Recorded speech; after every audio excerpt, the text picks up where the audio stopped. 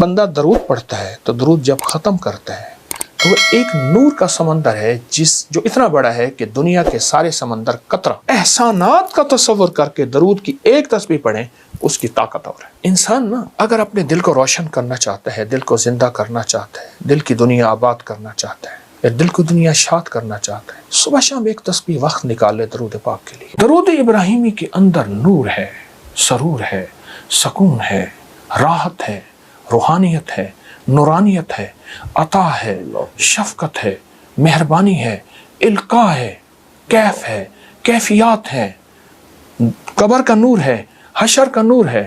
عجیب بات بتاؤ، ہمیں قبر میں جب بندہ جائے گا تو سارے چھوڑ جائیں گے، بھائی نہ تو کام آئے گا نہ کوئی فرزند، عرصہ نہیں کھل جائے گا جب آنکھ ہوئی بند، وہ کام کرو جس سے خدا ہوئے رضامند، ہوشیار کے ہونا ہے تمہیں خاک کا پیوند۔ اللہ یوم یفر المرء من اخی و امہ و ابی و صاحبتہ و بنی، کوئی کام نہیں آئے گا۔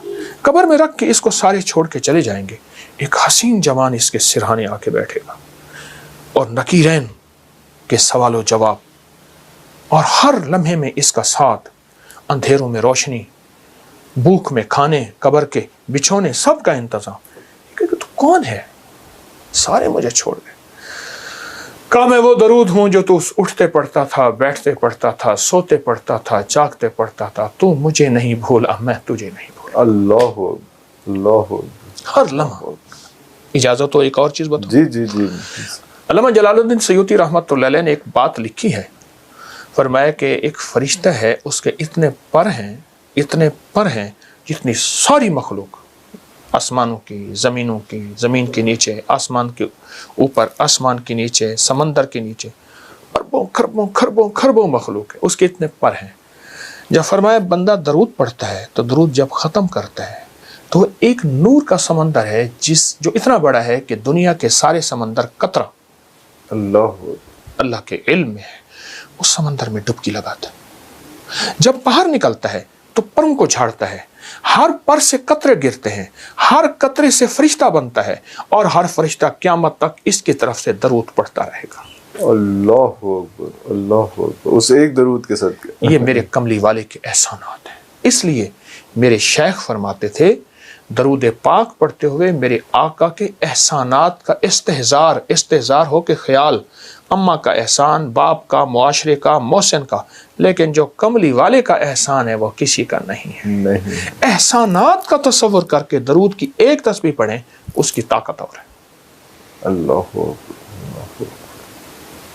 تو اور کیا کیا اس کی برکات ہیں؟ تو درود شریف سے تو آپ نے اتنا ایسا سما باندھ دیا کہ میں چاہ نہیں رہا کہ آپ اس پہ ابھی یہاں پہ رکیں۔ یہ تو اور کیا کیا اس کے کرامات ہیں درود شریف؟ اللہ انسان نا اگر اپنے دل کو روشن کرنا چاہتا ہے، دل کو زندہ کرنا چاہتا ہے، دل کی دنیا آباد کرنا چاہتا ہے، دل کو دنیا شاد کرنا چاہتا ہے، صبح شام ایک تسبیح وقت نکال لے درود پاک کے لیے۔ ضروری وقت نکال لے اور درود پاک کو توجہ سے پڑھے۔ مختصر درود پڑھ لے۔ چلو سب سے مختصر درود ہے صلی اللہ علیہ وسلم، سب سے مختصر درود ہے صلی علی محمد، صلی اللہ محمد۔ یہ بھی مختصر درود ہے۔ کوئی درود پاک مختصر کر لے۔ میں ایک عمل بتاتا ہوں آپ کو، وہ ہے کہ بعض اوقات نا انسان کی کچھ خطائیں ایسی ہوتی ہیں جن کی وجہ سے اس کی عبادتیں اس کے منہ پہ مار دی جاتی ہیں۔ ایک درویش تھے، وہ اپنی ہر نماز کے بعد، اپنی ہر عبادت کے بعد منہ پہ ہاتھ رکھ لیتے تھے۔ حضرت کیوں؟ اور میری سب کچھ کہیں میرے منہ پہ نہ مار دی۔ اللہ تو اس قابل نہیں۔ لیکن عجیب بات بتاؤں، درود پاک کوئی بندہ دکھاوے، ریاکاری، بناوٹ، سجاوٹ، دھوکے کے لیے پڑھے، اللہ کہتا ہے میں پھر بھی قبول کروں۔ ہر عبادت کے لیے اخلاص ضروری ہے، اخلاص ضروری، مخلص ہونا۔ درود واحد ہے، اگر کوئی دکھاوے کے لیے پڑھے، جبکہ مومن دکھاوے کے لیے پڑھ ہی نہیں سکتا، مومن تو اللہ کی رضا کے لیے پڑھتا ہے، فرمایا درود پھر بھی قبول ہے۔ اللہ۔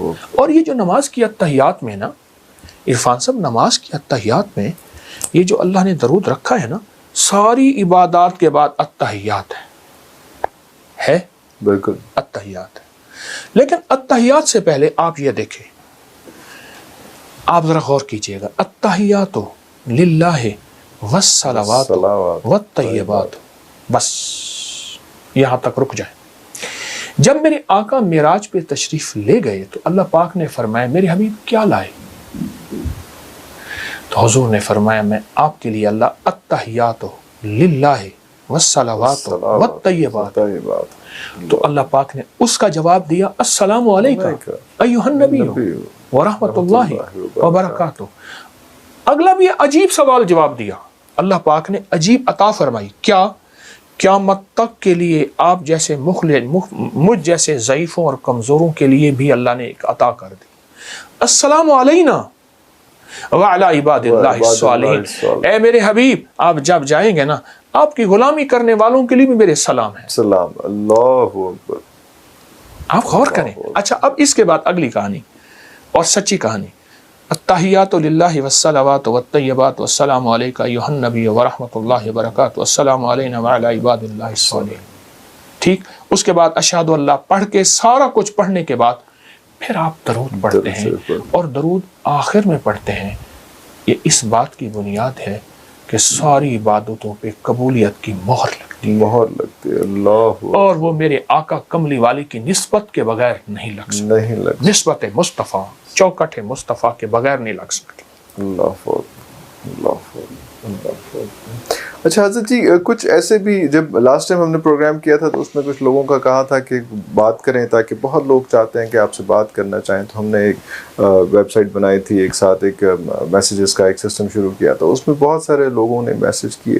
ایکیومولیٹو جو ہے کچھ 4 5 6 سوال ہیں جو اگر آپ کی اجازت ہو تو میں آپ سے پوچھ لیتا ہوں، کیونکہ زیادہ مسائل ایک ہی طرح کے۔ ایک تو یہ ہے کہ تسبیح خود سے آپ کی جو ابکری کی جو آپ کی ویب سائٹ ہے وہاں پہ بہت سارے آپ کے بیان ہیں، سارا کچھ ہے، تسبیحات ہیں، تو خود سے کوئی تسبیح مجھے لگ رہا ہے کہ یہ مسئلہ میرا ہے، اور وہاں سے چوز کریں اور چوز کر کے پڑھنا شروع کر دیں، اور ایک وقت میں 3 4 5 تسبیحات کرنے شروع کر دیں، تو کیا یہ مناسب رہے گا؟ خود ہی سے اپنا علاج تجویز کر کے خود ہی سے اس کی پریکٹس شروع کر دیں؟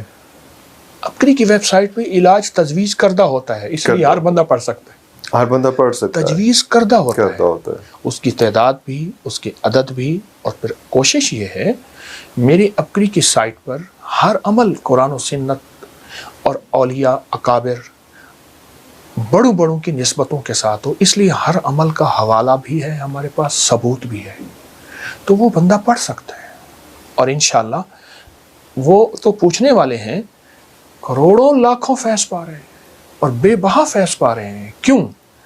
ایک بات حقیقت ہے، وہی کا فیض قیامت تک رہے گا، قرآن بھی وہی اور فرمان مصطفیٰ بھی وہی، قیامت تک فیض رہے گا اور رہنا چاہیے۔